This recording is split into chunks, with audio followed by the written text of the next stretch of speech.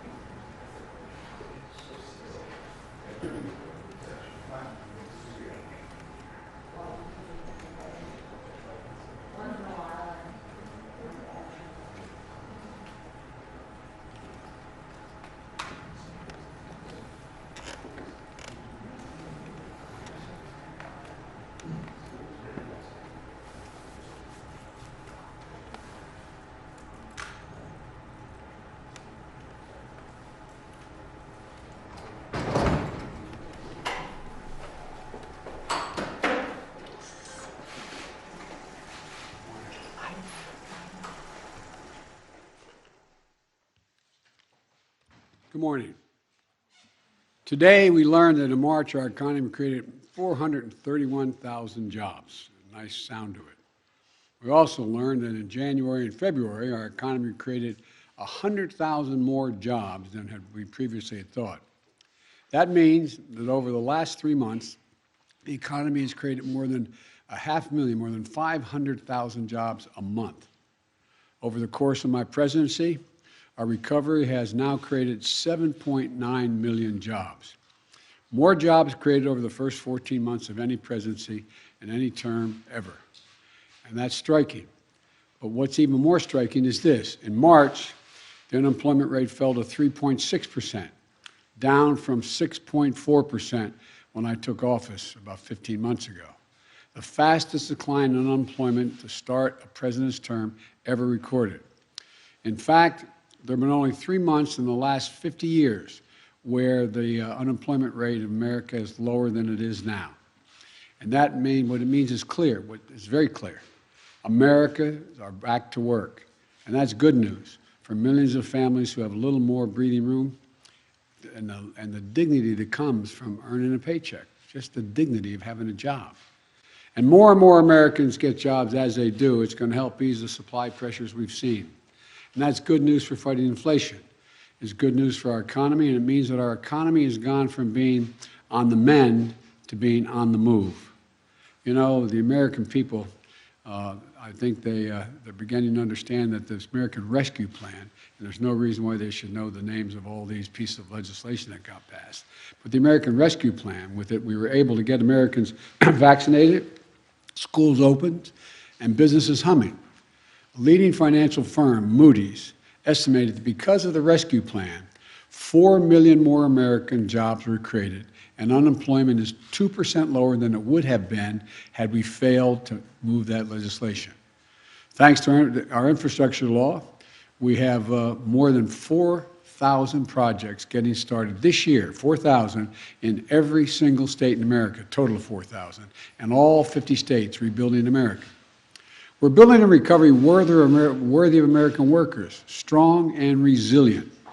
And we're going to be able to overcome the headwinds that it has of Delta, Omicron, and even war in Europe. Our policies are working, and we're getting results for the American people, which is what it's all about, to state the obvious. Record job creation, record unemployment declines, record wage gains. And by the way, jobs and unemployment are not just another statistic. They go directly to the core of what the economy represents, the ability for hardworking Americans to live with dignity, support their families, and build a better life for their children. People are making more money.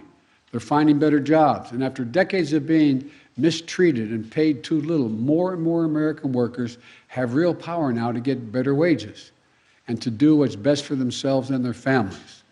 Some people see that as a problem. We've had this discussion in the past. I don't. I see it as long overdue. So when you hear these numbers, they're not statistics. It's a statement of the type of economy we're fighting for. An economy, as I've been saying from the beginning, built from the bottom up and the middle out, not from the top down. When we do it that way, everybody does well. Everybody wins. Even though we created a record number of jobs, I know, that this job is not finished. We need to do more to get prices under control. Putin's invasion of Ukraine has driven up gas prices and food prices all over the world. To help deal with that, yesterday I authorized the release of 1 million barrels per day for the next 6 months from our Strategic Petroleum Reserve. Acknowledge this by far is the largest release of our national reserves in our history. It is a wartime bridge, is the way I look at it, to increase our oil supply as we work with our U.S. oil producers to ramp up their production to get us through this period.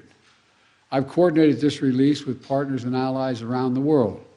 This morning, over 30 countries from across the world convened in an extraordinary meeting and agreed to the release of tens of millions of additional barrels of oil onto the market. Hundreds of hours of meetings with key allies, keeping them together, is paying off. Nations are coming together to deny Putin the ability to weaponize his energy resources against American families, not only American families, but families in Europe and around the world. I've also made it a priority to get America's fiscal house in order. Under my predecessor, the federal budget deficit went up every single year, every year. As I committed when I was running this and I got here, we're going to turn that around. In fact, last year in 2021, we cut the federal deficit by more than $350 billion. And this year, in 2022, we're on track to cut the deficit by more than $1.3 trillion. $1.3 trillion. That would be the largest one-year reduction in a deficit in U.S. history. And it's particularly important now as we work to reduce pressures on inflation. That's what happens when you reduce the deficit. So here are the facts. It was the previous administrations whose reckless policies and mismanagement led to the record budget deficits. In my administration, that's getting the deficit under control. In fact, I just released my budget this week, and it shows going forward, we can cut the deficit by another $1 trillion over the next decade, while still making prudent investments in economic growth and climate and other equitable economic decisions. But to do that, we have to be willing to do something previous administrations and Republicans today refuse to do. We need to make sure corporations and the super wealthy begin to pay their fair share. Here's one example. Right now, billionaires, and there's not a whole lot of them in the country, maybe I won't give a number because I don't know for sure, they average less than 1%. But my point is billionaires pay an average rate of only 8% on their total income. A family led by a firefighter and a teacher can pay double that income tax rate, double what a billionaire pays, double the 8%. So my budget has a billionaire minimum tax, a 20% minimum tax that applies only to the top 1/100th of 1% of American households. Billionaire minimum tax is fair. And here's the deal. It raises $360 billion that can be used to lower costs for families and cut the deficit. I would add, nobody making less than you're tired of hearing me say it, but no one making less than $400,000 a year will pay a single penny more in federal taxes. As I've said in the past, I'm a capitalist. I have no problem with people making as much money as they are capable of making. But I'm asking you one simple question. Just pay your fair share. Pay your fair share, that's all. That's it. Just your fair share. And no one can argue that 20% for a billionaire is unfair. Here's what this adds up to. We're going to continue to create jobs, bring down the cost for families, and rein in deficits left by my predecessor. All important steps to continue our historic progress to build a better America. I said from the outset, we're the only country in the world that comes out of crises stronger than we went into them. That's what we're doing here. I want to thank you all for showing up today, and we'll have plenty of time to answer questions about other items other than the jobs report next week.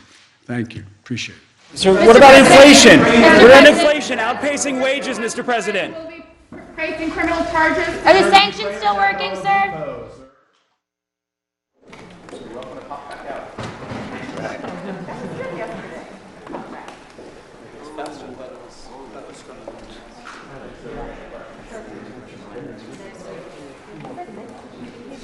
Register.